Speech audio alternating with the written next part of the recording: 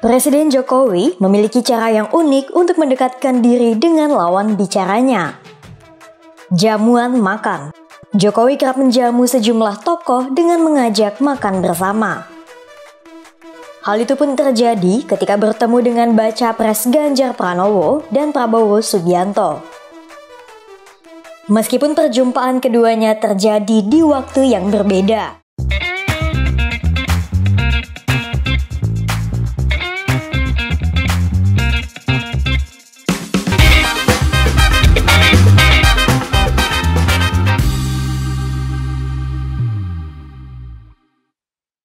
Banyak teman-teman yang nanya, apa benar Presiden Jokowi itu condong ke Prabowo Subianto?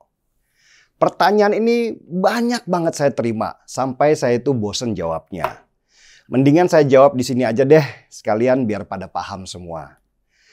Saya sudah mengamati sepak terjangnya Jokowi sejak lama, sejak dia masih jadi wali kota Solo. Cara-cara Jokowi menaikkan nama dirinya ke pentas nasional, buat saya itu adalah cara yang visioner. Gak pakai baliho-baliho besar, gak pakai belanja iklan TV yang bisa ratusan miliar rupiah itu, karena pasti Jokowi gak ada duit. Jokowi itu cukup membangun kehebohan dengan kerja dia yang beda dari kebanyakan pemimpin nasional dan daerah. Dan salah satu yang menarik adalah cara Jokowi ketika berhadapan dengan lawan politiknya. Dia nggak seperti kebanyakan orang yang senang head to head ketika bertarung. Jokowi itu sukanya mengambil jalan yang memutar, membuat musuhnya itu nyaman dulu, baru menghajarnya dengan halus tanpa musuhnya sadar bahwa dia kalah. Dan ini pernah digambarkan oleh Ahok, teman seperjuangan Jokowi di Jakarta, yang menggambarkan cara Jokowi mengalahkan lawannya dengan metode merebus kodok.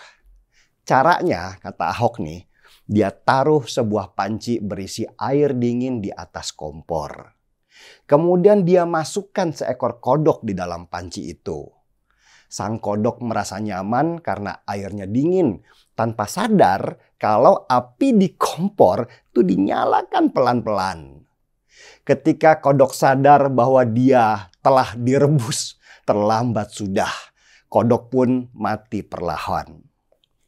Saya juga pernah menulis itu di buku Jokowi The Art of War. Sebuah buku yang saya tulis karena saya itu kagum dengan seni perang Jokowi dalam politik yang mirip dengan Sun Tzu, seorang jenderal perang pada masa Tiongkok kuno. Strategi Sun Tzu yang terkenal adalah dekatlah pada temanmu, tetapi lebih dekatlah pada musuhmu. Ini yang mengagumkan. Balik ke pertanyaan teman-teman tadi, kenapa kok Jokowi seolah-olah condong ke Prabowo dalam Pilpres kali ini? Saya jawab, pertama, konsep condong ke Prabowo itu sebenarnya sudah salah besar. Yang harus diingat, Prabowo itu menterinya Jokowi. Jadi Jokowi pasti seringlah komunikasi dengan Prabowo menterinya. Sama seperti ketika Jokowi sering komunikasi dengan Pak Basuki Menteri PUPR, Bu Retno Menteri Luar Negeri, dan menteri-menterinya yang lain. Bedanya, Prabowo karena mau nyapres, dia sering mengkapitalisasi hubungan dekat dia dengan Jokowi supaya bisa merebut pendukung Jokowi. Ini memang strategi kampanye Prabowo yang gak banyak disadari oleh para pendukung Jokowi. Sehingga mereka merasa Jokowi lebih dekat ke Prabowo. Ya masa sih presiden harus musuhin menterinya sendiri? Enggak lah. Kalau sama Ganjar kan nggak mungkin kelihatan Jokowi sering komunikasi. Karena Ganjar itu gubernur yang bukan pembantunya presiden. Tapi di luar itu yang saya dengar nih, Ganjar itu sering banget komunikasi dengan Jokowi karena mereka memang temanan sejak lama. Bukan baru-baru ini saja.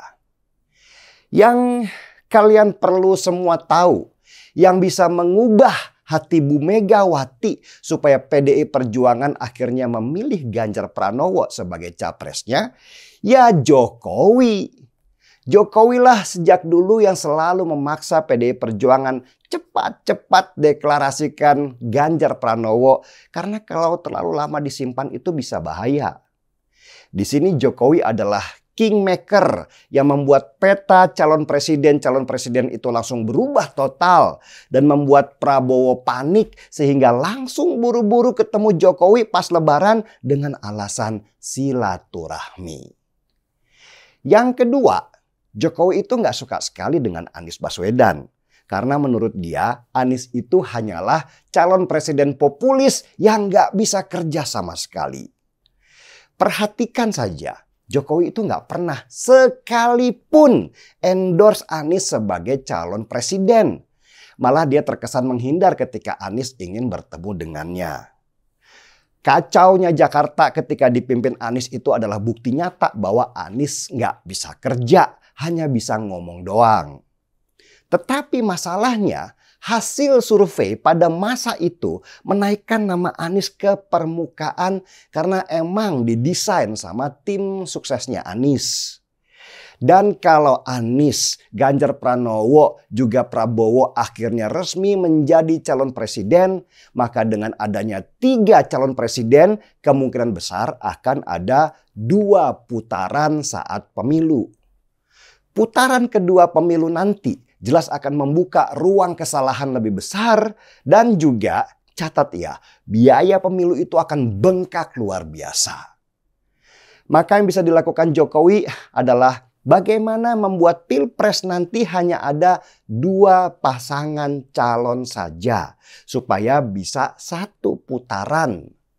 Dan Jokowi sering endorse Prabowo bukan karena dia ingin Prabowo jadi presiden, tapi supaya semua partai hanya merapat ke 2 pasangan calon, yaitu ke Prabowo dan ke Ganjar Pranowo, sekaligus mereka meninggalkan Anies. Jokowi bisa jadi menjadikan Prabowo sebagai magnet baru supaya seimbang antara Prabowo dan Ganjar. Perhatikan saja, pelan-pelan surveinya Anies yang tadinya ada di teratas sekarang jadi nomor bontot. Sedangkan Ganjar dan Prabowo itu bersaing ketat. Ini yang sekarang sedang dilakukan oleh Jokowi. Memang melihat langkah caturnya Jokowi itu nggak bisa pakai kacamata kuda yang lurus-lurus aja. Pandangan kita itu harus lebih luas. Kemana Jokowi akan melangkah? Karena langkahnya itu susah ditebak. Jokowi adalah kingmaker yang sesungguhnya. Dia yang menjadi dirijen dalam sebuah kelompok orkestra. Orang yang dulunya dimaki-maki, planga-plongo itu menunjukkan kualitas terbaiknya. Kalau cuma lihat strategi Jokowi nggak pakai konsep jalan memutar, ya banyak yang ketipu dan mengambil jalan yang salah. Dan saya yakin pilpres kita nanti hanya ada 2 saja pasangan calon. Dan kalau itu terjadi, maka kita baru melihat kemana Jokowi akan betul-betul berpihak. Politik itu tentang karakter. Dan kalau mau melihat kemana angin politik, perhatikan saja karakter orang-orang yang ada di belakangnya. Sudah paham? Kalau sudah, kita seruput kopi dulu supaya bisa lebih tenang.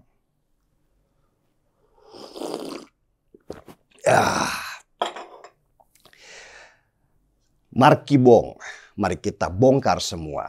Saya Denny Siregar, kita di acara Timeline.